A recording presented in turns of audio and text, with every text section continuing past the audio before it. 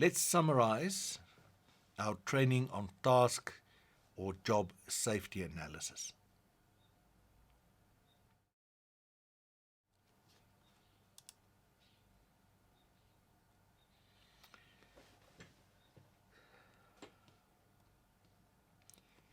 Which tasks do I need a task safety analysis or a job safety analysis on? All tasks with high incident frequencies, high likelihood, and the potential for serious consequences. If you look at your initial or baseline risk assessment, that will typically be tasks that involve hazards with high likelihood and high severity ratings, which will mean that it will be a hazard with a high risk rating. So all tasks that involve hazards with high risk ratings. All tasks where you've been having a lot of incidents. All tasks where you've been having incidents with high consequences. All tasks that involve hazards with a medium to high risk ratings.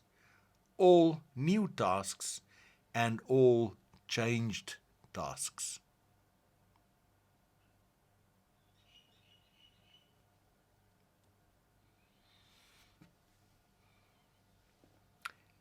What do I do to do a task safety analysis in practice?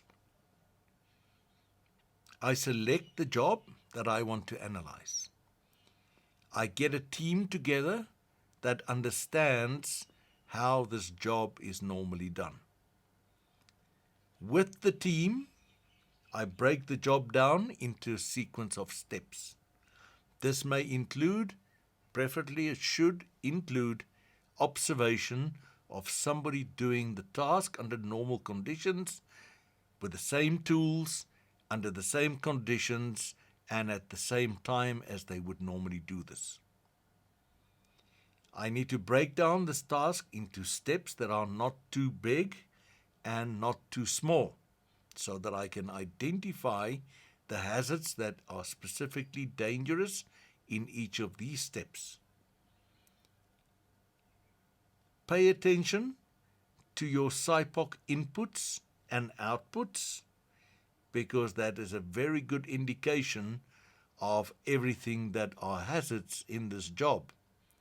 Also in the SIPOC, pay attention to the surrounding areas, to the hazards that are present throughout this task and may not even be task related. You can use your initial risk assessment or your baseline risk assessment for that information. Then, once you've identified the task steps and the hazards that are present, you must then analyze these hazards for the kind of incidents that they may lead to, the likelihood of such incidents occurring, and the severity of the consequence if such an incident is happening, exactly like you have done with the baseline or the initial risk assessment. You use the same risk matrix that you used for your initial risk assessment. That will then tell you which of these hazards are the highest rating risks.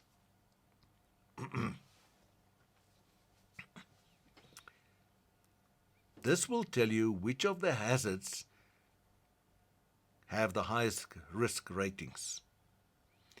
Any of your task steps that involve a hazard with a medium to a high risk rating becomes a critical task step that you will have to manage very closely.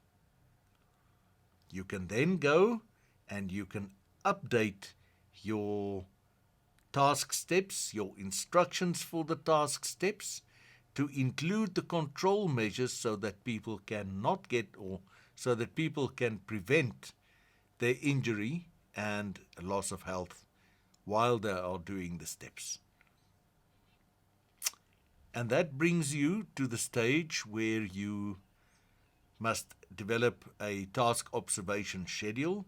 You must list all of these critical tasks on a schedule so that you can go and review them and observe them on a regular basis. We call that a planned task observation. You'll take the task safety analysis and your procedure, and you'll go and observe that the task is still being performed safely, and if not, you must intervene by either providing new equipment, providing training, applying discipline, or modifying the way in which you are doing the tasks. If you do this, you will have a very low likelihood of incidents and your operation will be under control.